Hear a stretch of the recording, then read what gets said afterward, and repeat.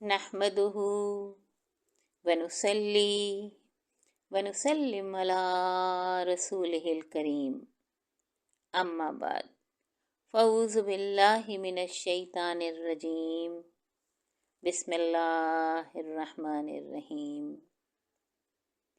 आज रमज़ान 2025 का चौथा रोज़ा है। हम लोग शॉर्टेस्ट जन्ना कोर्स कर रहे हैं। इस कोर्स में सिर्फ एक चीज़ पर फोकस किया जाएगा और वो है नमाज।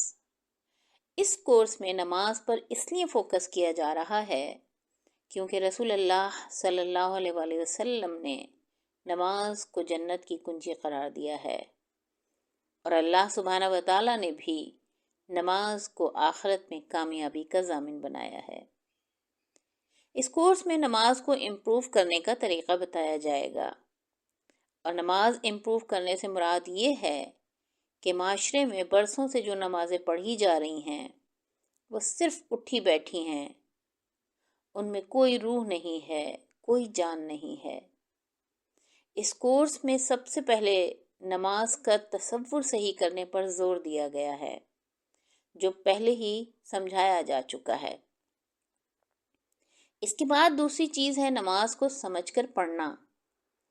आज इंशाअल्लाह इस पर हम बात करेंगे।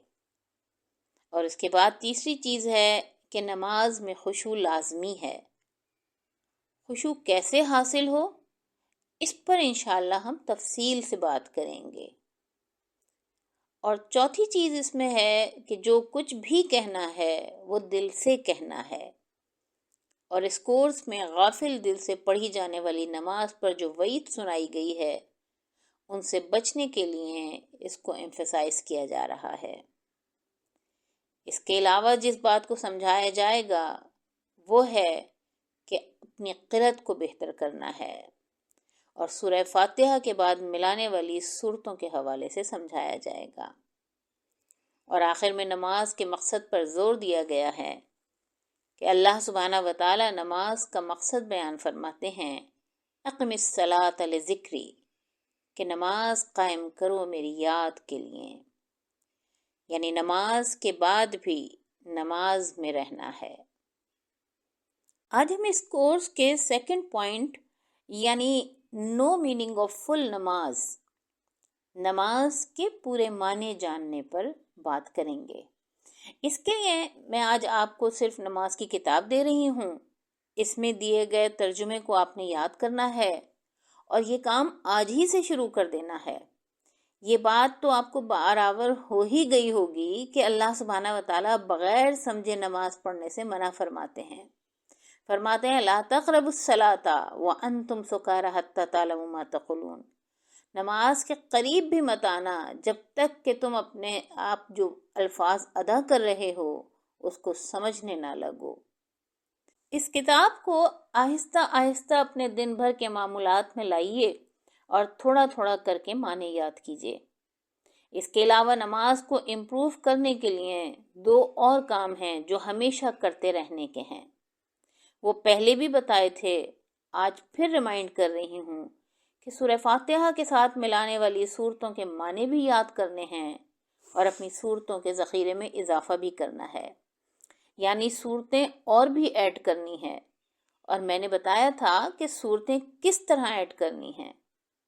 आपकी याद हुई सूरतों के अलावा जो अम्मा पारा में छोटी छोटी सूरतें हैं, पहले आप वो ले लें और उनको याद कर लें। इसके अलावा ये भी बताया था कि कुरान पाक में मुख्तलिफ जगह कुछ ऐसे आयतों के गुलदस्ते हैं जहाँ से आप कम से कम 3 आयतें जहाँ कोई एक मफहूम ख़ास तौर पर बन रहा हो वो भी ले सकती हैं और उनको भी नमाज में शामिल कर सकती हैं। इसके अलावा आप एक बड़ी आयत भी अपनी नमाज में शामिल कर सकती हैं, जैसे आयतुल कुर्सी है, आयत बिर है।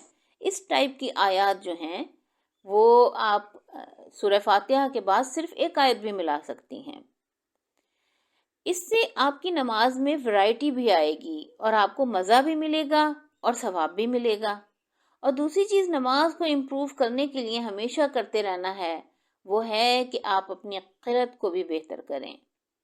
اس کے لیے یوٹیوب پر بھی قرہ حضرات کی قرأت مل جاتی ہیں، اس کے علاوہ نیٹ پر اور اپلیکیشنز میں بھی ہیں، تو اس کے ذریعے سے بھی آپ اپنے قرأت کو بہتر کر سکتی ہیں۔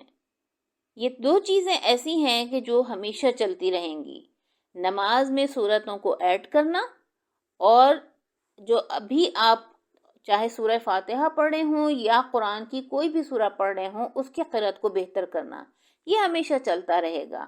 تو اس کے لیے ہم ہمیشہ محنت کرتے رہیں گے، اور ہمیں ہمیشہ اچھا لگتا رہے گا کہ ہاں ہم اور زیادہ کچھ اچھا کرنے کی کوشش کر رہے ہیں۔ اور یقین مانیں کہ آپ اتنا انجوائے کریں گی اپنی نماز کو کہ میں آپ کو بیان نہیں کر سکتی۔ اس کے علاوہ بس ذہن میں ایک خاص چیز ضرور رکھنی ہے کہ نماز کا مقصد ہمیشہ یاد رکھنا ہے کہ نماز کے بعد بھی نماز میں رہنا ہے، یعنی کہ آپ کو ہمیشہ اللہ سبحانہ وتعالیٰ کی یاد میں رہنا ہے۔